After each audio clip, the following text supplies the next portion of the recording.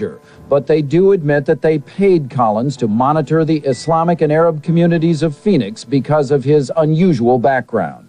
Once in Phoenix in 1996, the FBI asked Collins to focus on a group of young Arab men, many of whom were taking flying lessons. Hani Hanjar was part of the group. They drank alcohol, they messed around with girls and stuff like that. They all lived in an apartment together, Hani and the others. Collins said he provided the FBI with basic facts, letting the FBI take it from there. Two of the hijackers even lived with an FBI informant in San Diego and were visited by Hani Hanjar and Mohammed Atta. Finally, an intelligence unit by the name of Able Danger claimed to have identified Mohammed Atta and 3 other hijackers 2 years before 9/11. The Department of Defense and White House, of course, officially deny it. FBI Director Robert Mueller claimed that the hijackers gave no hint to those around them what they were about. However, this turns out to be far from the truth. Shortly after Atta arrived in the country, he tried to get the U.S. government to essentially finance his plot, seeking a loan from the Department of Agriculture. Janelle Bryant is the USDA loan officer in Homestead, Florida, who Atta approached in May of 2000. Bryant says it was this television commercial about how to borrow money from the government that led Atta to the USDA office, seeking $650,000 for what he described as crop dusting. He wanted to finance a twin-engine, 6-passenger aircraft and remove the seats. And he said he was an engineer, and he wanted to build a chemical tank that would fit inside the aircraft. Bryant turned Atta down, but she spent more than an hour with him, talking, she says, of bin Laden, Al-Qaeda, and targets.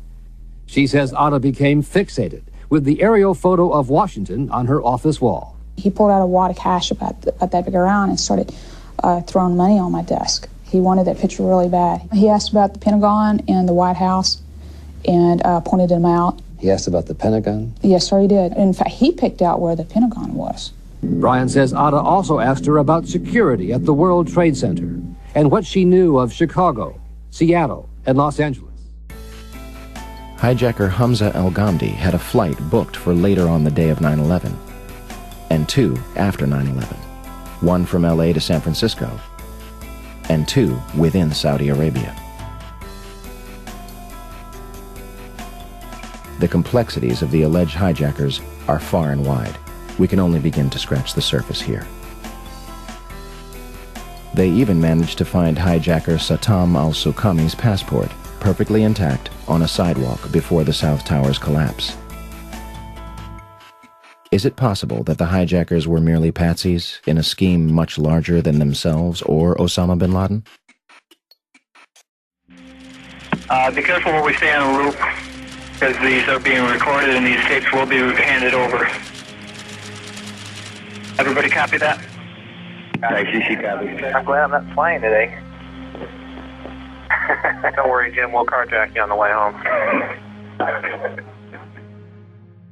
Between September 2000 and June 2001, the Federal Aviation Administration, FAA, would send fighter jets to intercept errant aircraft 67 times. Interceptions were routine and usually occur within 10 minutes of a sign of trouble, such as losing radio contact and transponder signal or flying off course. On September 11th, we are told that 4 commercial airliners were off course and out of communication, and not one of them could be intercepted. Never did in anybody's thought process about how to protect America did we ever think that the evildoers would fly not 1, but 4 commercial aircraft into precious U.S. targets. Never. Steve, I don't think anybody could have predicted that these people would take an airplane and slam it into the World Trade Center, take another one and slam it into the Pentagon.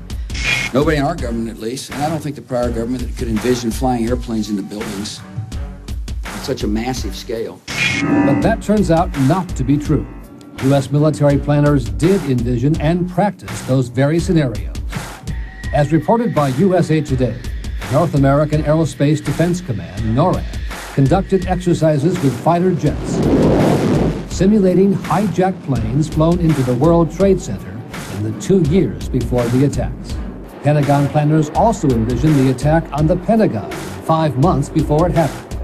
According to this April 2001 Pentagon email, Air Force officials wanted a war game, having a terrorist group hijack a commercial airline and fly it into the Pentagon.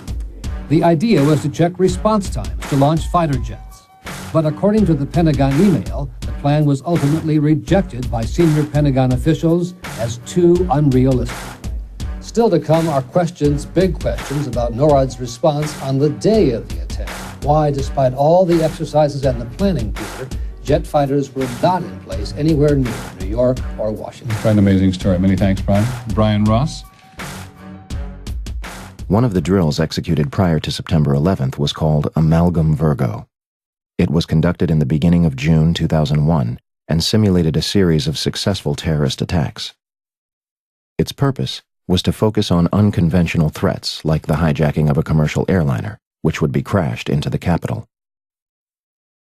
One part of the exercise involved a Haitian AIDS victim who makes a deal with the Colombian drug cartel to crash a private jet into Tyndall Air Force Base in Florida in order to secure funding for AIDS patients.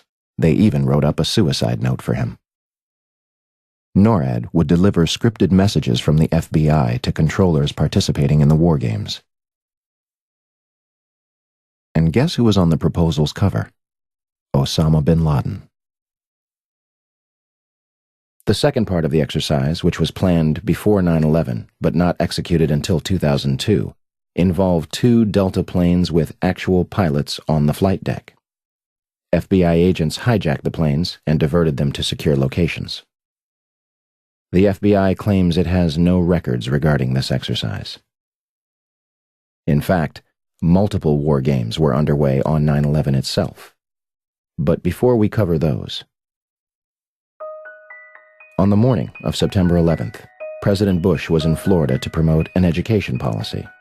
At approximately 8:30 a.m., he left his hotel and headed for Booker Elementary School in Sarasota. Before entering the building, he was aware a plane had struck one of the Twin Towers. In fact, Bush claimed more than once that he saw the first strike live on television. This is impossible, unless President Bush saw something the public has not. Video of the first strike was not broadcast until later that evening. Minutes after Flight 175 strikes the South Tower, Chief of Staff Andrew Card leans into President Bush's ear, whispering and walking away. And President Bush continues to listen to My Pet Goat. Despite the fact that both Twin Towers had been hit and another plane was in the air and suspected to be hijacked, he remained at the school for a half hour, addressing the nation at 9:30 a.m. How could the Secret Service allow this? President Bush's itinerary had been public knowledge since September 7th. The only way Booker Elementary could not be considered a target was if the Secret Service knew for a fact that it wasn't. With that being said,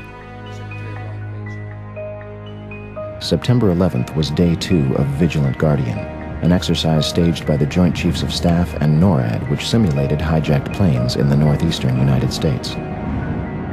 It did so by placing inputs onto the screens of military controllers at the Northeast Air Defense Sector in Rome, New York, known as NEADS.